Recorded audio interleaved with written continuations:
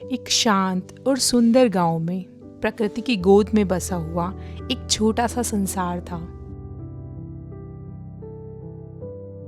इस गांव में रहता था एक मेहनती और दयालु किसान जिसका दिल सबके लिए प्रेम से भरा था। भगवान की बनाई हर जिंदगी अनमोल होती है। किसान के घर में उसका छोटा सा बच्चा था जो अभी कुछ ही महीनों का था। वह कभी माँ की गोद में रहता तो कभी पालने में मीठी नींद सोता रहता। किसान और उसकी पत्नी अपने बच्चे से बहुत प्रेम करते थे और हर पल उसकी रक्षा करना चाहते थे। देखो, सोते हुए ये कितना प्यारा लग रहा है। वो तो है। आखिर बच्चा किसका है? मैं इसे पूरे दिन देख सकता हूँ। मैं भी। इसकी आंखें तुम पर गई हैं। और मुस्कान तुम पर। एक दिन खेत से लौटते समय किसान की नजर रास्ते के किनारे बैठे एक नन्हे से नेवले पर पड़ी।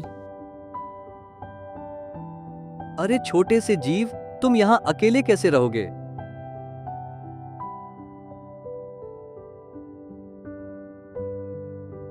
किसान का दयालु हृदय उस नन्हे से नेवले पर आ गया था और वह उस नन्हे से नेवले को प्यार से उठाकर अपने घर ले चला।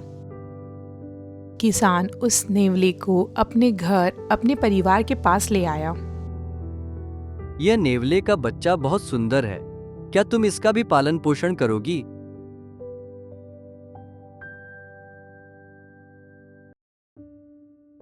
हाँ जी, इसे भी अपने बच्चे की तरह प्यार देंगे। समय धीरे धीरे बीतने लगा। नेवला बड़ा होकर फुर्तीला हो गया, लेकिन किसान का बच्चा अभी भी छोटा था।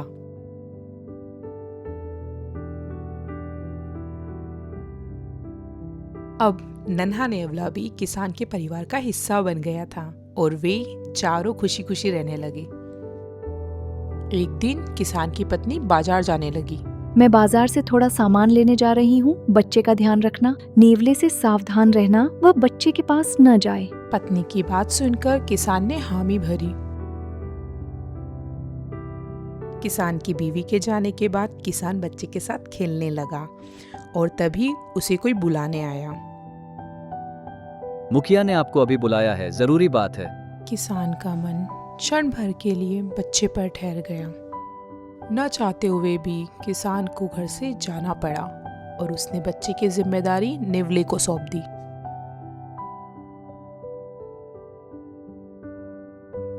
घर में बच्चा पालने में सो रहा था।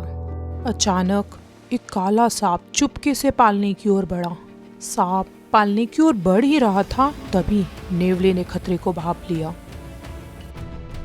अपनी जान की परवाह किए बिना वह बच्चे की रक्षा के लिए सांप से भिड़ गया।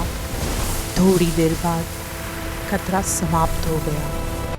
नेवले ने सांप को मार गिराया। अब बच्चा सुरक्षित था।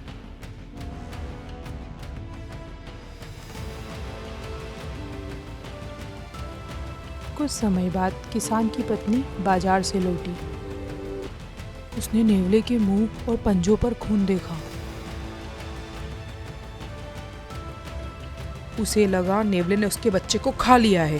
हे राम! इसने मेरे बच्चे को मार डाला!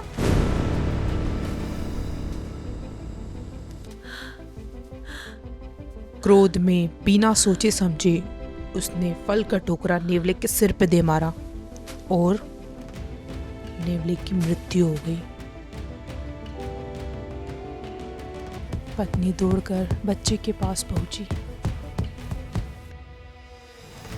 और देखा बच्चा सुरक्षित था, चैन की नींद सो रहा था। बच्चे के पालने के पास उसे एक मरा हुआ सांप दिखाई दिया। अब उसे सच्चाई समझ में आ गई।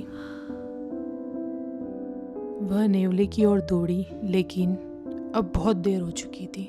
नेवला मर चुका था। मैंने कितना बड़ा अपराध कर दिया। नेवले ने सांप से बच्चे की जान बचाई थी। उसी समय किसान घर लौट आया। यह सब कैसे हो गया? किसान ने सारी बात सुन ली।